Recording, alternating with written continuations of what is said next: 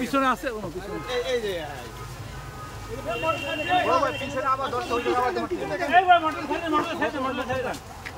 পানি পাইছে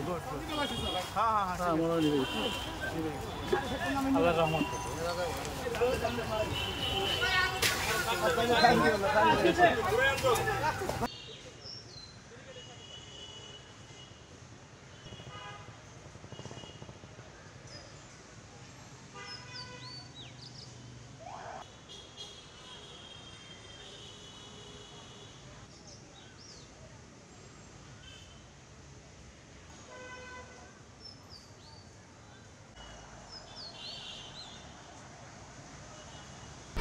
এক দুই তিন ঢাকায় জমি জিতে নিন 100% ক্যাশব্যাক সহ 20 কোটি টাকার পুরস্কার।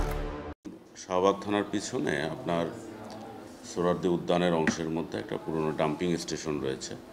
অনেক পুরনো গাড়ি যেগুলো বিভিন্ন সময় বিভিন্ন কারণে ডাম্পিং হয়েছিল।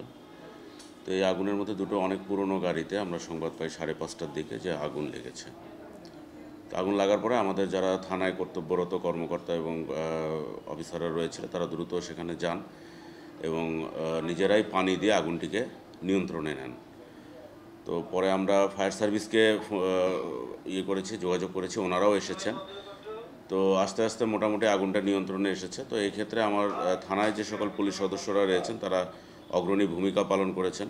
ফায়ার সার্ভিস এসেছে, ওনারাও এক্সামিন করেছে, আমরাও একটু এক্সামিন করার চেষ্টা করব। এছাড়াও আপনি জানেন যে এই ডাম্পিং স্টেশনের সাথে পুরো সোহরাওয়ার্দী উদ্যান জড়িত, উদ্যানের সাথে সম্পর্কিত। উদ্যানের বিভিন্ন গেটের যদি ক্যামেরা থেকে থাকে সেই ফুটেজগুলো আমরা সংগ্রহ করব এবং ফায়ার সার্ভিসের মতামত, ক্যামেরার ফুটেজ এসব বিশ্লেষণ করে তখন আমরা বলতে পারবো যে সূত্রপাতটা কী।